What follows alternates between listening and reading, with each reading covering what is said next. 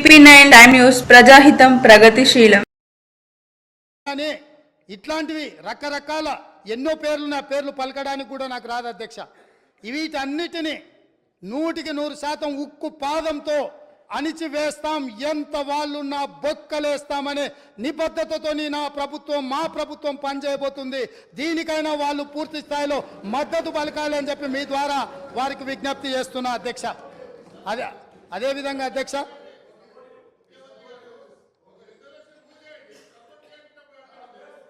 ఇప్పుడు గవర్నర్ గారి ప్రసంగంలోనే ఈ అంశాన్ని స్పష్టంగా ప్రస్తావించిన వారు ఎంతసేపు మాట్లాడినరో మీరు సమయం తీయండి. మా సభ్యులు ఎంతసేపు మాట్లాడినరో, టీఆర్ఎస్ సభ్యులకు ఎంతసేపు సమయం ఇచ్చినరో రెండు పోల్చి చూడండి అధ్యక్ష. ఈ విషయంలో మనకు భిన్నాభిప్రాయాలు భేదాభిప్రాయాలు ఉండాల్సిన అవసరం ఏముంది అధ్యక్ష? ఏమన్నా ఉందా అధ్యక్ష? ఇందులో నేను ఏమైనా ఎవరికైనా నష్టం జరిగే విధంగా లేకపోతే వాళ్ళ కష్టం జరిగే విధంగా ఏమన్నా ప్రభుత్వం నిర్ణయం తీసుకుంటుందా అధ్యక్ష? ఇందులో కలిసి రావడానికి ఉన్న ఇబ్బంది ఏంది అధ్యక్ష? నాకు అర్థం కాలే. అందుకే వారికి అవసరమైతే ఇప్పుడు అడగట్లేదు అధ్యక్ష మైకు. ఒకవేళ ఇప్పుడు నేను ఇంతసేపు మాట్లాడినా మైక్ అడిగిన ఉంటే మీరు మైక్ ఇచ్చుంటే వారు మాట్లాడుతుంటే వారు మాట్లాడడానికి మైకు తీసుకొని ముందుకు వస్తే ఇవ్వండి అధ్యక్ష. ఇది ఒక మంచి కాజ్ కదా. ఈ ఒక్క మంచి కాజ్కి వారిని ముందుకు వచ్చినందుకు మైక్ ఇవ్వండి అధ్యక్ష. గౌరవ కేటీఆర్ గారు స్పీకర్ సార్, ఆయనకు బ్రేక్ తీసుకోవాలంటే బ్రేక్ తీసుకోమన్నాడు సార్. మాకేం అభ్యంతరం లేదు. మాట్లాడి అలసిపోయినట్టున్నారు. మాకేం అభ్యంతరం లేదు. కానీ అధ్యక్ష, వారేదో కొత్తగా ఏదో చేసినట్టు డ్రగ్స్ విషయంలో అధ్యక్ష, మా ముఖ్యమంత్రి గారు, మా గౌరవ పెద్దలు, మా పార్టీ అధ్యక్షులు, ఈరోజు లీడర్ ఆఫ్ ఆపోజిషన్ కేసీఆర్ గారు, వారు పాపం మరి ఫాలో అవుతారా లేదా వార్తలు నాకు తెలియదు. కానీ సివి ఆనంద్ గారు అనే అడిషనల్ డైరెక్టర్ జనరల్ ఆఫ్ పోలీస్ని టీఎస్ న్యాబ్ అనేది ఏర్పాటు చేసిందే మా ప్రభుత్వం. Telangana state anti narcotics bureau ఏర్పాటు చేసిందే మా ప్రభుత్వం. ఏర్పాటు చేయడమే కాదు, సివి ఆనంద్ గారిని అపాయింట్ చేయడమే కాకుండా దాదాపు 9 నెలల కిందటనే ఆ కార్యాచరణ కూడా ప్రారంభించి మొత్తం అన్ని జిల్లాల ఎస్పీలు, ఇప్పుడు వారు చెప్పారు కదా ముఖ్యమంత్రి గారు, మొత్తం ఒక పూచిక పుల్ల గదిలొద్దు, అసలు గంజాయి అనేది కనబడొద్దు అనే మాట ఏదైతే వారు చెప్పినారు అధ్యక్ష. పంజాబ్ గురించి కూడా గొప్పగా చెప్పారు అధ్యక్ష. మరి పంజాబ్లో నిన్న మొన్నటి దాకా ఉన్నది కాంగ్రెస్ ప్రభుత్వమే అధ్యక్ష. వారు మర్చిపోయినట్టున్నారు. పంజాబ్ ఇవాళ మత్తులో మునిగిపోతోంది, యంగ్ విడోస్ అనేది అయితే మాట్లాడారో అక్కడ ఉన్నదంతా కాంగ్రెస్ ప్రభుత్వమే. ఉడతా పంజాబ్ అనే సినిమా వచ్చింది కూడా మీ కాంగ్రెస్ ప్రభుత్వంలోనే, అది కూడా తెలుసుకోండి అధ్యక్ష. భిన్నాభిప్రాయం ఉంది అన్నారు. ఎక్కడుంది అధ్యక్ష భిన్నాభిప్రాయం? అధ్యక్ష, మేము ఒకవేళ భిన్నాభిప్రాయం ఉంటే మా ప్రభుత్వం ఎందుకు పెడుతుంది అధ్యక్ష? Telangana state anti narcotics bureau ఎందుకు పెడుతుంది? ఎందుకు సివి ఆనంద్ లాంటి కాంపిటెంట్ ఆఫీసర్ని పెడుతుంది?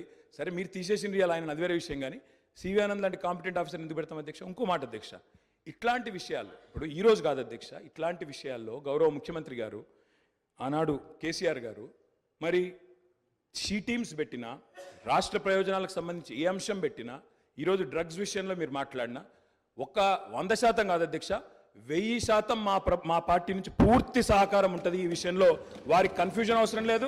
వారికి ఇంకేమైనా అనుమానాలు ఉంటే నేను చెప్తా ఉన్నా. భిన్నాభిప్రాయాలు అన్నారు. మేము అభిప్రాయం చెప్తే కదా అధ్యక్ష భిన్నాభిప్రాయం ఉండడానికి. అది మేమే చెప్పినాము. మా ప్రభుత్వం ఉన్నప్పుడే ఏర్పాటు చేసిన సంస్థ. ఇవాళ మీరు క్రెడిట్ తీసుకుంటా అనుకోవచ్చు. మాట్లాడితే మేనేజ్మెంట్ కోట అంటారు అధ్యక్ష. ఢిల్లీని మేనేజ్మెంట్ చేసి ముఖ్యమంత్రి పదవి తెచ్చుకున్న వ్యక్తి, ఢిల్లీని మేనేజ్ చేసి పీసీసీ పదవి తెచ్చుకున్న వ్యక్తి వాళ్ళ మేనేజ్మెంట్ కోట గురించి మాట్లాడితే అధ్యక్ష, నేను అనలేదు అధ్యక్ష. ఇది కోమటిరెడ్డి వెంకటరెడ్డి గారు చెప్పినారు, పేమెంట్ కోట అని చెప్పినారు అధ్యక్ష.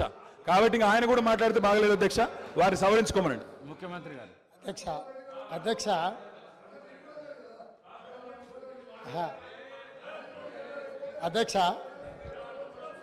సభ్యుడికి ఇట్లయినా పరివర్తన వస్తుందేమని నేను అనుకున్నా. స్పష్టంగా ఒక అంశానికే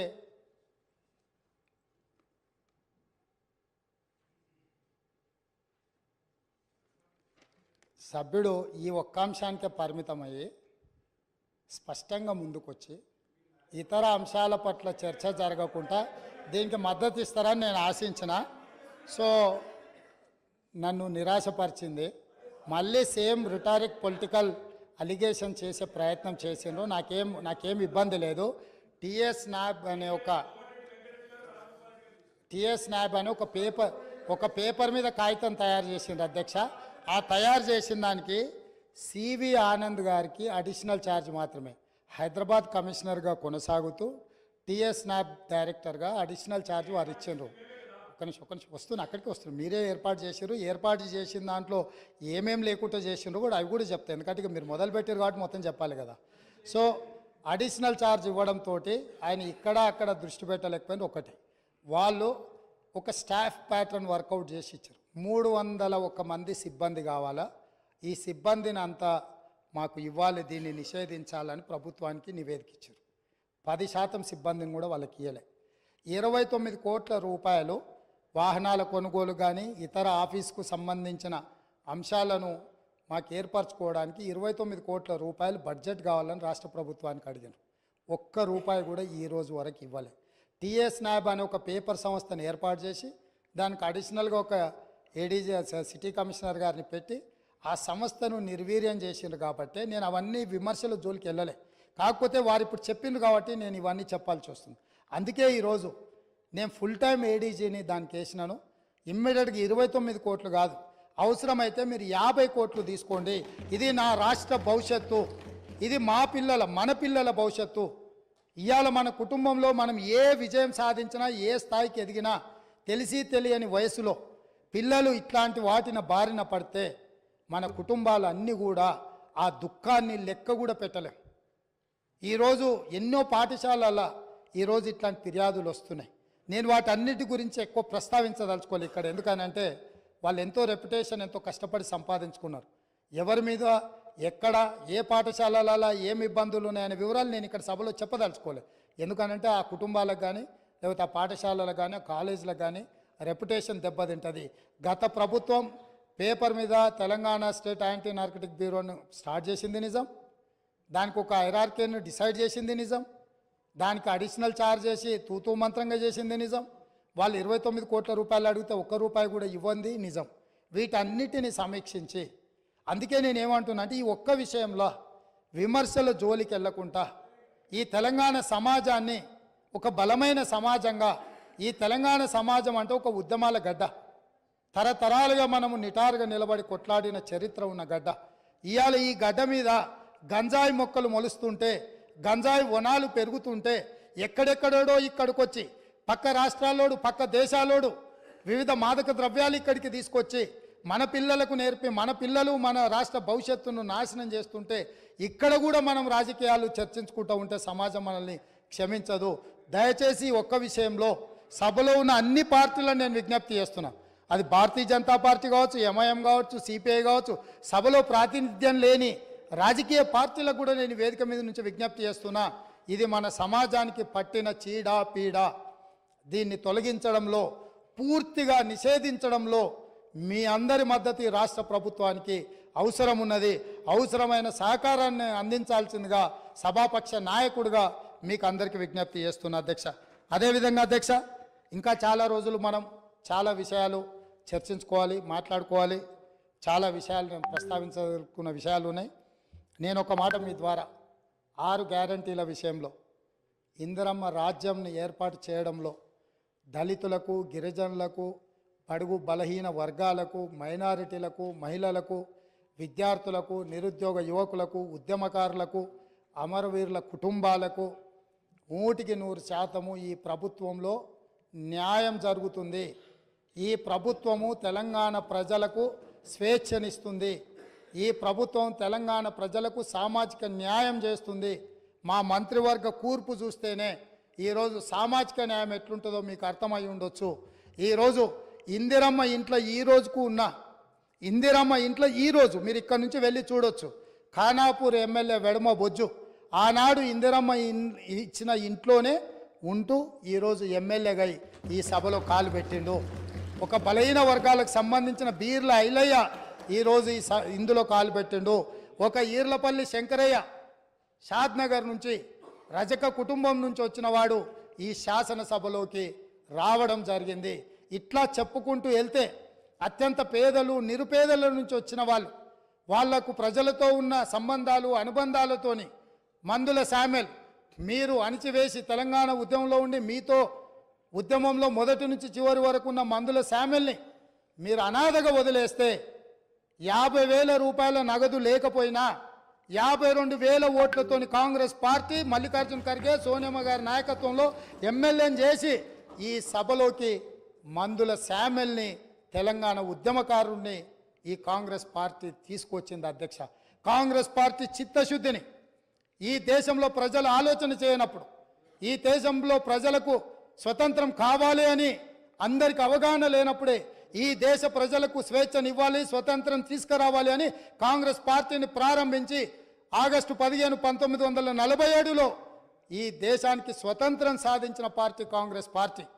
నిజాం రజాకర్ల పరిపాలనలో ఉన్న ఈ ప్రాంతాన్ని విముక్తి కలిగించాలి అని సాయుధ రైతాంగ పోరాటంలో ఈ ప్రాంతంలో నిటారుగా నిలబడి వేలాది మంది నేల కొరుగుతున్నప్పుడు ఈ నేల తల్లి తడిసి ముద్దై మా కమ్యూనిస్టు సోదరులు, ఆనాటి స్టేట్ కాంగ్రెస్ సోదరులు అందరూ ఏకోన్ముఖమై రాజ్యం మీద, రాజు మీద వీరోచితంగా పోరాటం చేస్తున్నప్పుడు ఈ ప్రజలకు విముక్తి కలిగించాలి, ఈ ప్రజలకు స్వేచ్ఛనివ్వాలి, స్వతంత్రాన్ని ఇవ్వాలి అని చెప్పి ఆనాడు పండిత్ జవహర్లాల్ నెహ్రూ గారు ప్రధానమంత్రిగా ఉన్నప్పుడు కేంద్ర హోంశాఖ మంత్రి సర్దార్ వల్లభాయ్ పటేల్ ఈ ప్రాంత ఉమ్మడి హైదరాబాద్ రాష్ట్రానికి ఆ రోజు విముక్తి కలిగించి భారతదేశంలో కలుపుకొని స్వతంత్రాన్ని ఈ ప్రాంతానికి ఇచ్చిన పార్టీ కాంగ్రెస్ పార్టీ.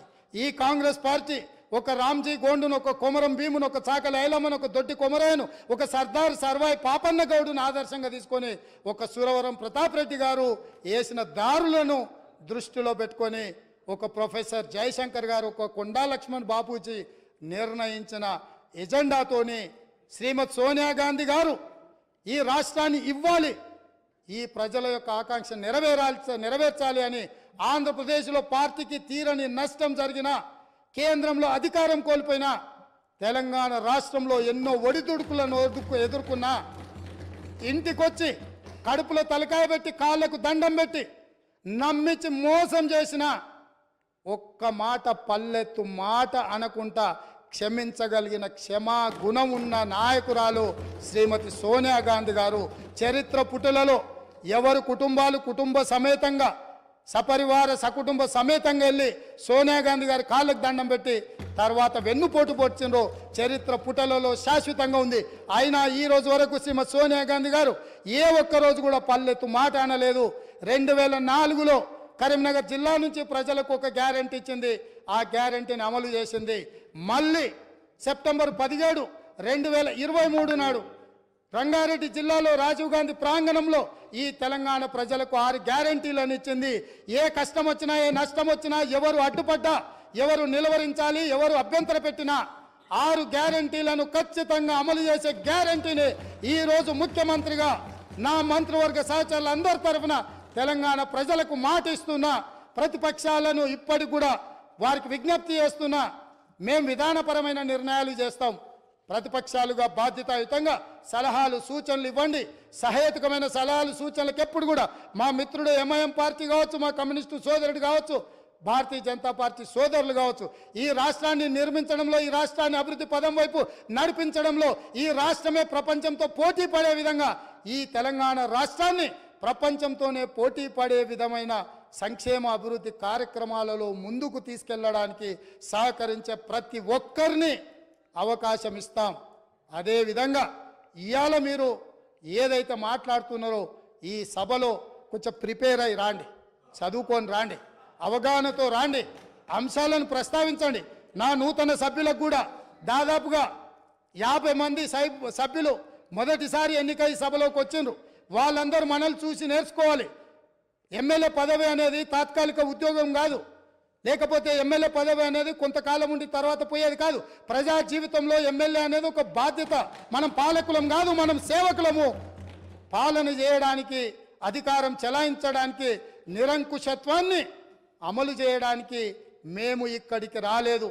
మేము పాలకులము కాదు అధ్యక్ష, మేము సేవకులము. 4 కోట్ల ప్రజలకు సేవ చేయడానికే మేము ఇక్కడికి వచ్చినాం. మీరు ఏ న్యాయబద్ధమైన సలహాలు సూచనలు ఇచ్చినా తప్పకుండా అనుమతిస్తాం. ఒకవేళ ఇక్కడ మీకు న్యాయం జరగలేదు అనుకుంటే మీరు నిరసన తెలుపొచ్చు, ధర్నాలు చేయొచ్చు. ధర్నా చౌక్లో మా మిత్రుల ఆమరణ నిరాహార దీక్ష చేయొచ్చు. తప్పకుండా ధర్నా చౌక్ను తిరిగి వాళ్ళు వినియోగించుకొని ధర్నా చౌక్ను మళ్ళా ధర్నాలు చేయొచ్చని మళ్ళీ ముందుకు రావాలి. వాళ్ళలాగా నిషేధితపు ఆలోచనలు కానీ లేకపోతే ఫ్యూడల్ విధానాలు కానీ కాంగ్రెస్ పార్టీ ఎప్పటికీ అమలు చేయదు. మళ్ళొకసారి ఈ అవకాశం ఇచ్చిన మీకు ఒక మంచి సాంప్రదాయానికి తెరలేపిన గవర్నర్ గారికి ధన్యవాదాలు తెలియజేసుకుంటూ సెలవు తీసుకుంటున్నాను అధ్యక్ష.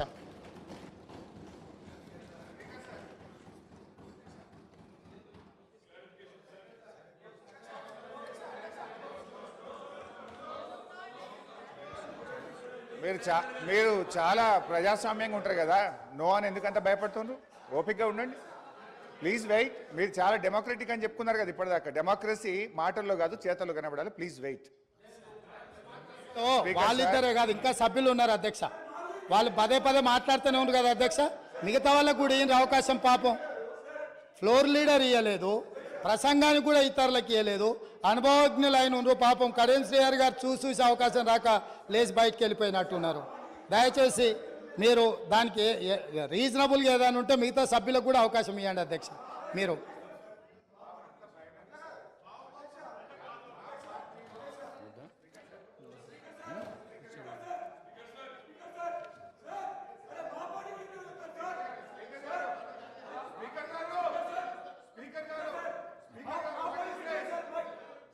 ప్రతి పార్టీ సభ్యుడికి ఒక్కరికి క్లారిఫికేషన్ కోసం అవకాశం ఇవ్వడం జరిగింది. అదే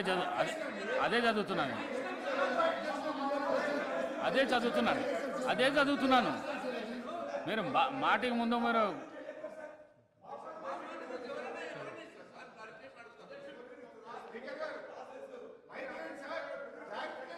clarification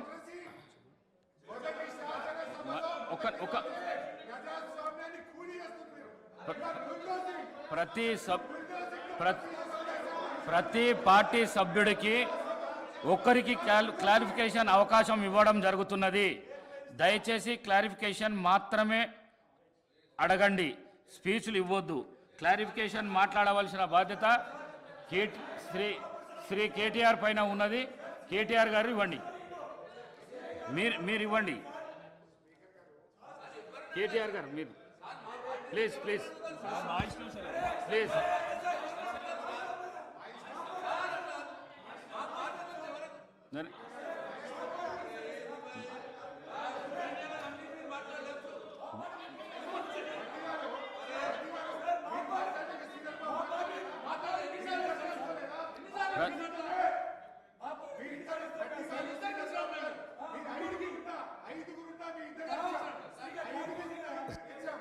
speaker sir, general convention of the house sir, ఎవరైతే ఈ ధన్యవాద తీర్మానంపై మాట్లాడతారో వారికి క్లారిఫికేషన్ ఆగండి సార్, ఆగండి సార్.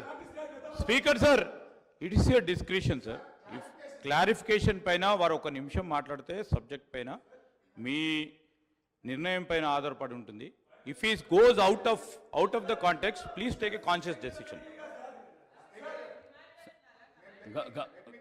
గౌరవ సభ్యుని నేను కోరుతున్నా, క్లారిఫికేషన్ ఇస్తేనే మాట్లాడండి, వేరంటే మైక్ మాత్రం ఇది చేసేస్తాను. ప్లీజ్ మీరు కూర్చోండి. గౌరవనీయులు స్పీకర్ గారు, మీరంటే మాకు చాలా గౌరవము. సభ రికార్డులు ఒకసారి వెరిఫై చేయండి please. Verify the records of this house. ఆ రోజు 5 శాసనసభ్యులే కాంగ్రెస్ పార్టీకి ఇక్కడ ఉన్నా, భట్టి గారు గవర్నర్ ప్రసంగం మీద మాట్లాడినాక మళ్ళీ శ్రీధర్ బాబు గారు లేచి మైక్ అడిగితే కూడా క్లారిఫికేషన్లో 10 నిమిషాలు శ్రీధర్ బాబు గారికి ఇచ్చాం. అంటే ఆ రోజు నేను కూడా శాసనసభ వ్యవహారాల మంత్రిగా పనిచేశాను, వారు కూడా పనిచేసినారు. We are so democratic. 5 సభ్యులున్న భట్టి గారు గంటన్నర మాట్లాడినరు. తర్వాత శ్రీధర్ బాబు గారు 10 నిమిషాలు మాట్లాడితే కూడా క్లారిఫికేషన్లో సమయం ఇచ్చినటువంటి నేపథ్యం ఈ సభకు ఉన్నది. అయితే ఇప్పటిదాకా ముఖ్యమంత్రి గారు మేము చాలా ప్రజాస్వామ్యము, మేమేదో ఇనుప గోడలు పలగొట్టినాము, మేము ప్రతిపక్షాలకు ఎంత టైం అయినా ఇస్తామని మాట్లాడిండ్రు. ఇప్పుడు మాటలు కోటలు దాటుతున్నాయి కానీ చేతలు గడప దాటని పరిస్థితి. ఇది మొదటి సభ, మొదటి గవర్నర్ ప్రసంగము. ఇప్పుడే మీరు మా గొంతు నొక్కితే ఇక రేపు మాత్రం మీరు మాకు ఎట్లా న్యాయం చేస్తారని భావించాలి అధ్యక్ష. గౌరవనీయులు ముఖ్యమంత్రి గారు చాలా విషయాలను స్లీపింగ్ రిమార్క్స్ చేశారు. నేను మధ్యలో లేచి పాయింట్ ఆఫ్ ఆర్డర్ లేవనెత్తిన, క్లారిఫికేషన్ అడిగే ప్రయత్నం చేసిన. మీరేమన్నారు? ముఖ్యమంత్రి గారు సభానాయకుడు మాట్లాడిన తర్వాత మీకు క్లారిఫికేషన్ కు ఎంత సమయమైనా ఇస్తాము అన్నారు. మీరు నేను అప్పుడే పాయింట్ ఆఫ్ ఆర్డర్ లేవనెత్తితే కూడా మీరు కనీసం మా వైపు చూడకుండా వారు అయిపోయిన తర్వాత ఇస్తా అన్నారు. So he made lot of sleeping remarks. So I need to clarify, I need to set right the records. నేను వారిలాగా స్లీపింగ్ రిమార్క్స్ చేయదలుచుకోలేదు. మేము వారికి హుందాతనం లేకపోయినా, సభానాయకుడిగా వారు హుందాగా ఉండకపోయినా, ఒక సీనియర్ శాసనసభ్యుడిగా 7 సార్లు ఎమ్మెల్యేగా గెలిచి సభలో ఉన్న ఒక సభ్యుడిగా మేము బాధ్యతగానే మాట్లాడతాము. సభ యొక్క రికార్డును మేము సెటరైట్ చేసే ప్రయత్నం చేస్తే తప్ప వారిలాగా నేను రిమార్క్స్ చేయదలుచుకోలేదు. దయచేసి, ఎందుకంటే వారు గంటన్నర సేపట్లో మా పార్టీ మీద, మా పాలన మీద ఇష్టం వచ్చినట్టుగా మాట్లాడింది కనుక మినిమం 15 నిమిషాల సమయం ఇవ్వాలని మిమ్మల్ని కోరుతూ ఐఎమ్ స్టార్టింగ్. అధ్యక్ష, ఈరోజు నువ్వు ఎంత లేచినా నీకు మంత్రి పదవి రాదులే అన్న.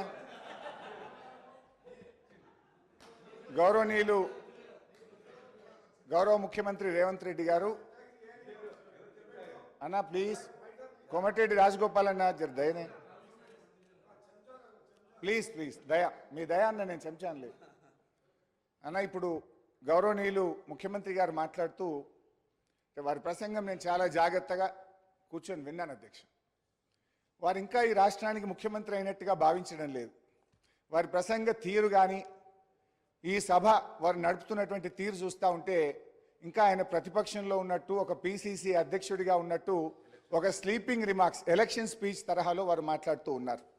బాధ్యతాయుతంగా మాట్లాడతారేమో, వారు మారుతారేమోనని నేను భావించాను. కానీ వారి ప్రసంగం అంతా కూడా ఒక ప్రతిపక్షంలో ఆ రోజు ఎట్లయితే గోబల్స్ ప్రచారం చేస్తూ ఒక అబద్ధాన్ని 100 సార్లు చెప్తే నిజమైద్దన్న రీతిలో గతంలో వ్యవహరించారో, ఇవాళ సభానాయకుడు కూడా అదే తీరును వారు ప్రదర్శించడం ఇది దురదృష్టకరం. ఈ సభకు, ఆయనకు మంచిది కాదని నేను హితవు పలుకుతా ఉన్నాను. ఇకపోతే అధ్యక్ష, వారు కుటుంబ పాలన గురించి ప్రారంభించారు. వెనకటికి ఎవడో గొంగళ్ళ కూర్చొని ఇంటికెళ్ళేరిండట. ఇవాళ వాళ్ళ పరిస్థితి అట్లా ఉన్నది. అసలు మీ పార్టీ నెహ్రూ గారు, సోనియా గాంధీ గారు, రాజీవ్ గాంధీ గారు చనిపోతే ఒక ఎన్ఆర్ఐ ఇటలీ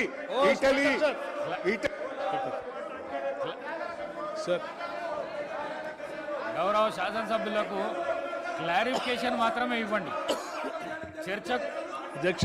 చర్చకు అవకాశం కలిగించకండి. చర్చకు అవకాశం కలిగించకండి. క్లారిఫికేషన్ ఇవ్వండి. Please please please please please please మీరు వెళ్ళండి. Please take your seat. Please please please please please please please. అధ్యక్ష, క్లారిఫికేషన్ అంటే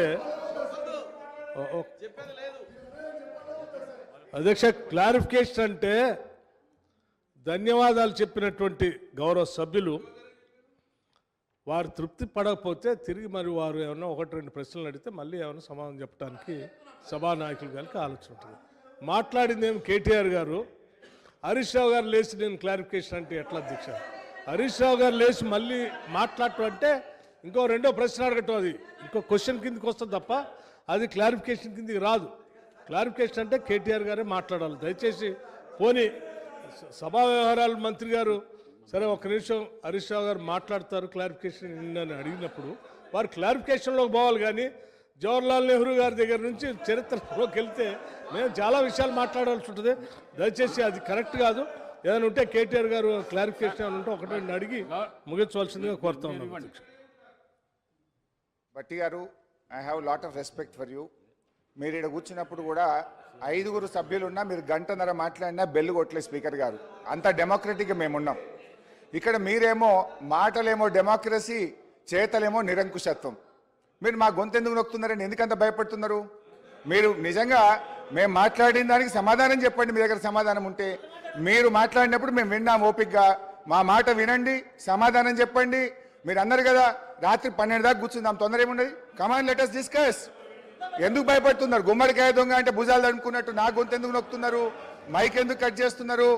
ప్లీజ్ ప్లీజ్ కొద్ది ప్లీజ్ బేర్ విత్ అస్. అధ్యక్ష, అసలు కుటుంబ నేపథ్యం కలిగిన పార్టీ కాంగ్రెస్ పార్టీ. మీరు ఒకరి తర్వాత ఒకరిని పెట్టుకొని వచ్చి ఇవాళ మమ్మల్ని పట్టుకొని మేము ప్రజల నుంచి ప్రజాస్వామ్యంగా ఎన్నికై వచ్చినాం అధ్యక్ష. ఇవాళ మీరు మమ్మల్ని గురించి ఈ రకంగా మాట్లాడడం అనేటువంటిది కేవలం మా మీద ఒక ఆరోపణలు చేసే ఉద్దేశమే తప్ప ఇలా సదుద్దేశం లేదు. ముఖ్యంగా అధ్యక్ష, అసలు మీ చరిత్ర ఎవరికి తెలియదు? మన తెలంగాణ ముద్దుబిడ్డ పివి నరసింహారావు గారు ఈ దేశ ప్రధానమంత్రిగా చనిపోతే కనీసం చూడడానికి కూడా పోనటువంటి పార్టీ మీ కాంగ్రెస్ పార్టీ. మీ సోనియా గాంధీ గారు కానీ సార్ ఆబ్జెక్షన్ సార్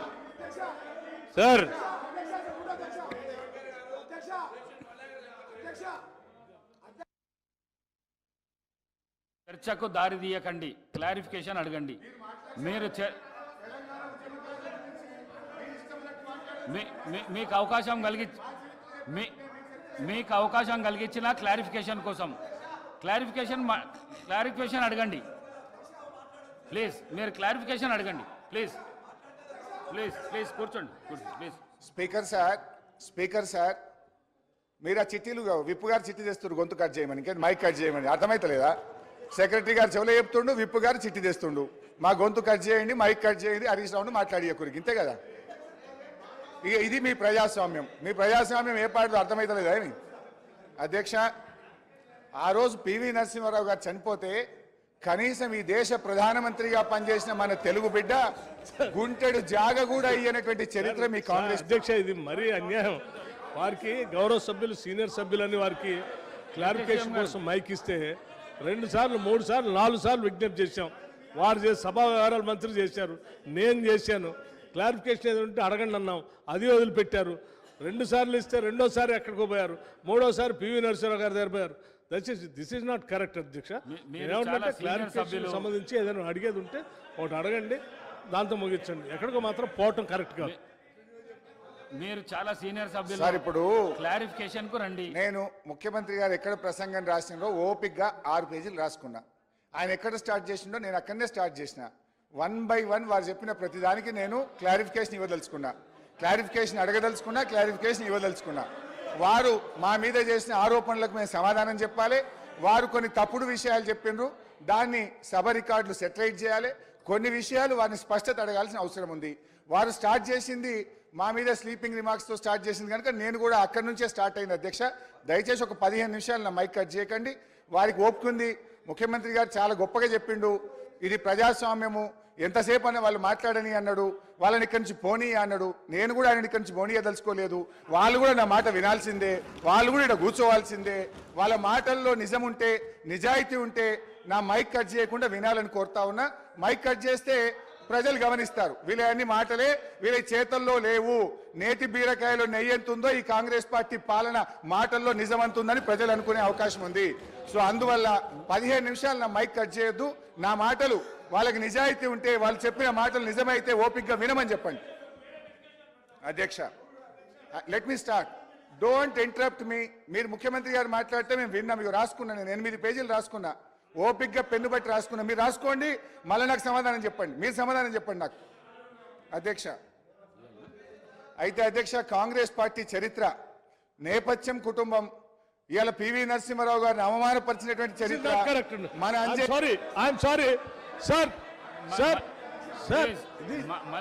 మీరు క్లారిఫికేషన్ పెట్టి పివి నరసింహారావు గారి దగ్గర పోతారు, లేకపోతే నెహ్రూ గారి దగ్గర పోతారు.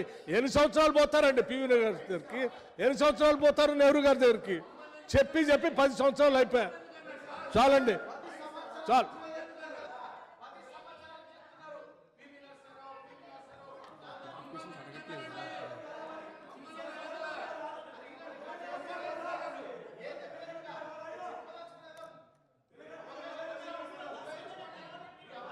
చదివాలా?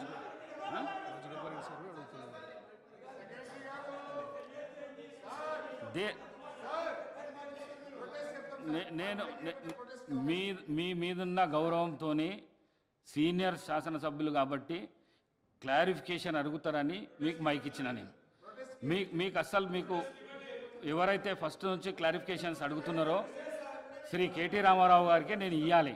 కానీ మీరు అడిగినారు సీనియర్ శాసనసభ్యులని మీకు ఇస్తే మీరు సభను చర్చ దిక్కుపోయేటట్టు.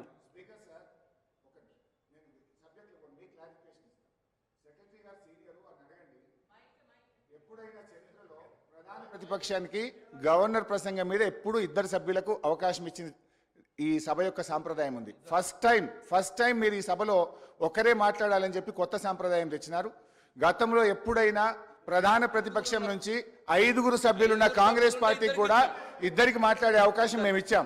ఇవాళ 39 మంది శాసనసభ్యులున్న మాకు ఈ సభలో మీరు అవకాశం ఇవ్వమంటే మేము ప్రొటెస్ట్ చెప్తాం. మరి మాట్లాడమంటే మాట్లాడతా అధ్యక్ష, మాట్లాడడానికి మీకు మైక్ ఇయ్యము, మీ గొంతు నొక్కుతాము అని కాంగ్రెస్ పార్టీ మొదటి రోజే నిర్ణయించుకుంటే మరి నాకు ప్రొటెస్ట్కి అవకాశం ఇవ్వండి. Let me protest and I will walkout from this house. మాట్లాడమంటారా ప్రొటెస్ట్ చెప్పమంటారా?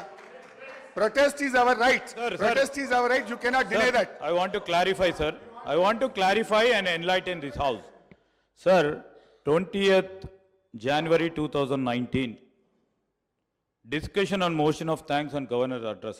ఒక్కరే సార్, కొప్పుల ఈశ్వర్ గారు, అదేవిధంగా వేముల ప్రశాంత్ రెడ్డి గారు మాట్లాడారు. అదేవిధంగా 19 మళ్ళా మా పార్టీ నుంచి వెంకటరమణారెడ్డి గారు మాట్లాడారు.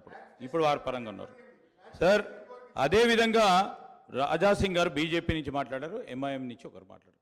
వాళ్ళ పార్టీ నుంచి ఆ రోజు ట్రెజరీ బెంచెస్ నుంచి ఇద్దరు మాట్లాడితే ప్రతిపక్షాన్ని నుంచి అన్ని ప్రతిపక్ష పార్టీల నుంచి ఒక్కరే మాట్లాడారు sir. I just want to enlighten the house. You know deviation కాదు, నేను గౌరవ మరి చాలా సీనియర్ శాసనసభ్యులు హరీష్ రావు గారిని కోరుతా ఉన్నాను. నేను ఈరోజు వారికి కూడా మనవి చేస్తూ ఉన్నాను, ఎందుకంటే ఇంతకుముందు మనవి చేశాను.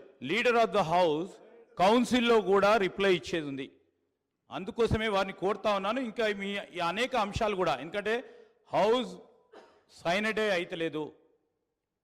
నెక్స్ట్ రేపో ఎల్లుండో ఆవులెల్లుండో స్పీకర్ గారు నిర్ణయం తీసుకున్న తర్వాత అర్జన్ అయిన తర్వాత మళ్ళీ తిరిగి మీరు మీకున్న డౌట్స్ కానీ మీకున్న చెప్పొచ్చు. మేము ఏం చెప్తాను, డిఫరెంట్ డిబేట్స్లో డిఫరెంట్ డిస్కషన్స్లో పాల్గొని అని చెప్పిన ముఖ్యమంత్రి గారికి సమాధానం చెప్పే విధంగా ఉంటుంది.